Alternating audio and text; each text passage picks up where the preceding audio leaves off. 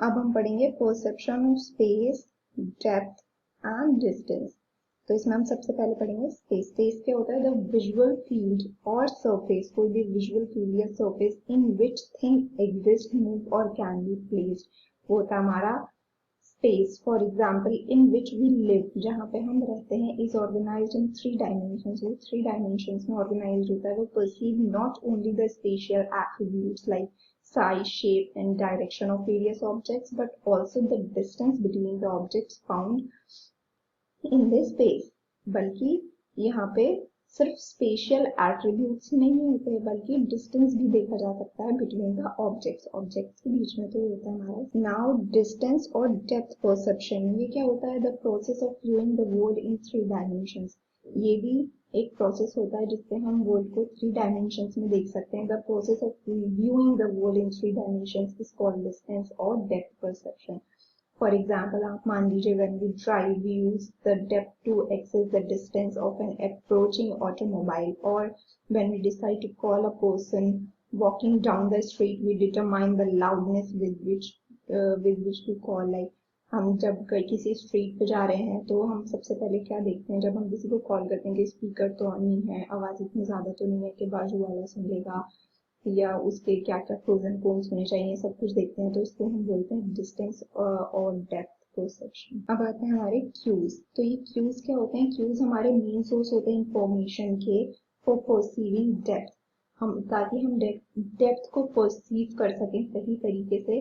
तो ये क्यूज उस चीज के मेन सोर्स होते हैं, उसकी इंफॉर्मेशन के, जिसमें जो 2 तरीके के होते हैं, monocular cues and binocular cues. So in perceiving depth, we depend on 2 main sources of information of cues, monocular cues and binocular cues. So ये दोनों क्या करते हैं? A number of such cues, ऐसे जो cues होते हैं वो किस चीज में यूज होते हैं? So the number of such cues are used to change the 2-dimensional image into a 3-dimensional perception। ये किसी भी 2-dimensional image को क्या कर देती है? कन्वर्ट कर देती है into 3-dimensional परसेप्शन।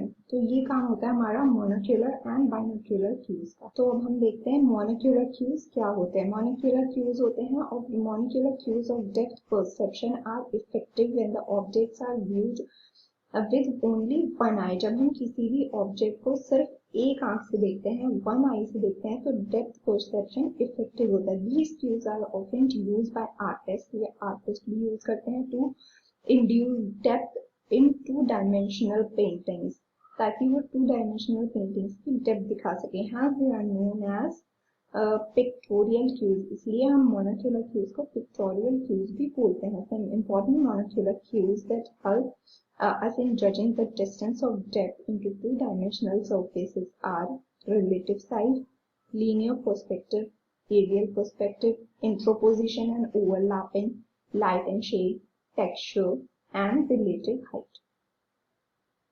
अब हमारे बाइनोक्यूलर क्यूज क्या होते हैं? बाइनोक्यूलर क्यूज होते हैं some important cues to depth perception in 3-dimensional space are provided by both eye। जब हम दोनों आई यूज करते हैं तो वो होते हैं हमारे binocular cues. 3 of them are often have particular being found to be interesting। इसमें 3 हैं जो बहुत ही इंटरेस्टिंग है। वो है हमारे रेटिनल एंड बाइनोक्यूलर डिस्पैरिटी, फिर आता है हमारा convergence, then third is accommodation. Okay, तो अब हम इनको एक एक करके पढ़ेंगे। मोनोक्यूलर क्यूज में सबसे पहले क्या आता है? Relative size. तो जैसे हमने बोला था इसमें हम सिर्फ एक आई यूज करते हैं। तो इससे क्या होता है? एज ऑब्जेक्ट्स मूव फार, तो जैसे जैसे वो हमारा जो ऑब्जेक्ट होता है वो दूर जाता है, रेटिनल इमेज बिकम स्मॉलर। तो वो क्या हो जाता है? वो जो इमेज होती है वो छोटी हो जाती है। जैसे जैसे हमारा ऑब्जेक्ट दूर हो जाता है इमेज छोटी हो जाती है। We tend to perceive an object farther away when it appears small. और जब कोई ऑब्जेक्ट बहुत हमें छोटा पहले से ही दिखता है तो हम उसे पहले से ही कैसे परसीव कर लेते हैं कि ये बहुत ही ज्यादा दूर है, इसलिए ये बहुत छोटा दिख रहा है। तो ये होता है हमारा रिलेटिव साइज। अब आता है हमारा लीनियर पर्सपेक्टिव। तो लीनियर पर्सपेक्टिव क्या होता है? Distance object appear to be closer together than the near object. इसका मतलब होता है लाइक पैरेलल लाइन। जैसे दो कोई पैरेलल लाइन से हैं, आप जैसे जैसे रेलवे ट्रैक्स होती हैं, रेल की पटरियां होती हैं, such as rail tracks appear to converge with increase distance. तो क्या लगता है हमें? वो कन्वर्ज हो रही है, जैसे जैसे डिस्टेंस इंक्रीज हो रहा है वो दोनों ट्रैक्स कन्वर्ज हो रहे हैं। with a vanishing point at the horizon. The more the line converges, the farther away they appear. Line जितनी ज्यादा कन्वर्ज होगी वो हमें उतनी ही ज्यादा दूर दिखेगी. तो ये होता है हमारा लाइन पर्सपेक्टिव. अब आता है हमारा एरियल पर्सपेक्टिव. एरियल पर्सपेक्टिव क्या होता है? Presence of dust and moist make distant object blurry. मतलब जैसे हम बहुत ज्यादा डस्ट होती है या कोई बहुत ज्यादा मॉइस्चर होता है तो वो क्या दिखाता है? ऑब्जेक्ट को बहुत ज्यादा ब्लर कर देता है, मतलब हमें वो सही से नहीं दिख पाता. For example distance mountain appear blue due to scattering of light. जैसे बहुत दूर हमारे पहाड़ हैं, वो स्कैटरिंग ऑफ लाइट की वजह से कैसे दिखते हैं? वो हमें ब्लू दिखते हैं, नीले कलर के दिखते हैं. और blue light in the atmosphere, क्योंकि जो हमारी लाइट स्कैटर होती है एटमॉस्फेयर में वो ब्लू कलर की होती है. whereas the same mountains are perceived to be closer when the atmosphere is clear. और जैसे ही एटमॉस्फेयर क्लियर हो जाता है, लाइटिंग चली जाती है, डस्ट चली जाती है, या जैसे वहाँ पे क्या बोलते हैं स्मोक होती है वो चली जाती है, तो वो हमें और ज्यादा साफ और क्लियर दिखते हैं. तो ये होता है हमारा एरियल पर्सपेक्टिव. नाउ इंटरपोजिशन और ओवरलैपिंग. तो ये क्या होता है? Occurs when some portion of the object is covered by another object. जब किसी एक ऑब्जेक्ट का थोड़ा सा पोर्शन कवर होता है दूसरे ऑब्जेक्ट से तो उसको बोलते हैं ओवरलैपिंग. ओवरलैपिंग से आपको समझ ही आ रहा है जब कोई एक ऑब्जेक्ट ओवरलैप कर लेता है दूसरे ऑब्जेक्ट को, तो ये होता है हमारा overlapping. Now light and shade. Light and shade क्या होता है? In the presence of light some parts of the object get highlighted. मतलब जैसे बहुत ज्यादा ब्राइट लाइट है या नॉर्मल लाइट भी है तो जो हमारा ऑब्जेक्ट होता है उसके जो कुछ पार्ट होते हैं वो हाईलाइट हो जाते हैं और कुछ क्या हो जाते हैं? कुछ डार्क हो जाते हैं. तो ये होता है हमारा लाइट एंड शेड. अब आता है हमारा टेक्सचर. तो हमारा टेक्सचर क्या करता है? So it represent a phenomena by which the visual fields having more density. मतलब इससे हमें पता चलता है कि जो विजुअल फील्ड्स हैं उनके पास और ज्यादा डेंसिटी है of elements in is seen farther away. तो ये होता है हमारा टेक्सचर. बात है हमारा रिलेटिव हाइट. तो रिलेटिव हाइट क्या बताता है? रिलेटिव हाइट हमें ये बोलता है कि larger object perceive as being closer. जो ऑब्जेक्ट बहुत ज्यादा लार्ज होते हैं, बहुत ज्यादा बड़े होते हैं, वो हमें अगर वो दूर होते हैं तो भी वो हमें पास ही देखते हैं और दिखते हैं. And smaller object as being farther away. और जो छोटे ऑब्जेक्ट होते हैं वो हमें हमेशा दूर ही दिखते हैं, हमें लगता है वो दूर ही है. और अगर बड़ा ऑब्जेक्ट दूर भी रखा हुआ होगा तो भी हमें लगेगा कि वो पास है. तो ये होता है हमारा रिलेटिव हाइट. मतलब हाइट से इफेक्ट पड़ता है, ऑब्जेक्ट लार्ज है या छोटा है उससे फर्क पड़ता है. अब हम पढ़ेंगे बाइनोक्यूलर क्यूज. तो बाइनोक्यूलर क्यूज में क्या था? हमारा रेटिनल एंड बाइनोक्यूलर डिस्पैरिटी. तो ये क्या होता है? ये अकर होता है due to different locations of the eye. मतलब हमारे आई की डिफरेंट लोकेशंस की वजह से ये अकर होता है इन आर हेड, हमारे सर में, सेपरेटेड बाय 6.5 सेंटीमीटर. जिसका जो कि कितने सेंटीमीटर का सेपरेशन होता है? 6.5 का. So because of this distance, इस distance की वजह से the image form on a retina of both the eyes. इसकी वजह से हमारे retina में image form होती है दोनों आंखों में of the same object is slightly different. लेकिन वो ऑब्जेक्ट हमें अगर हम देखेंगे तो वो हमें slightly different दिखेगा. The difference between the two images is called retinal disparity.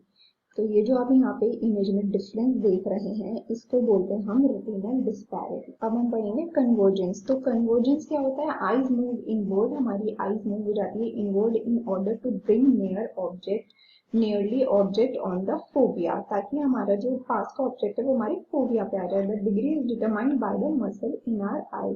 और ये किस चीज की वजह से होता है? हमारी आई की मसल्स की वजह से.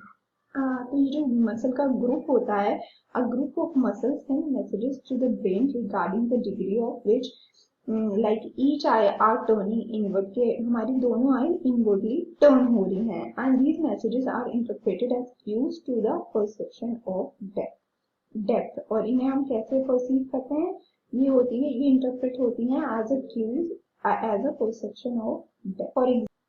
For example, you can experience convergence. For example, आप इस convergence को experience कर सकते हैं like by holding a finger in front of your nose. अपनी nose के आगे एक finger hold करिए and slowly bring it closer और उसे हल्के हल्के पास लाइए. The more your eyes turn inward, जैसे जैसे आपकी आई अंदर आएंगी या converge होंगी, the nearest the object appears in space. तो जो भी nearest object होगा वो appear होगा उस space में. तो ये होता है हमारा कन्वर्जेंस। अब आता है हमारा अकोमोडेशन। तो अकोमोडेशन क्या होता है? ये प्रोसेस होता है through which image is focused on the retina with the help of ciliary muscle. इसमें जो भी ऑब्जेक्ट होती है या जो भी इमेज होती है वो फोकस करती है ऑन रेटिना, किसकी हेल्प से? सिलेरी मसल की हेल्प से, that determine the thickness of the lens, जो लेंस की हमें थिकनेस बताती है। As the objects move nearer, the muscle converts as the thick of the lens increases. तो ये होता है हमारा अकोमोडेशन।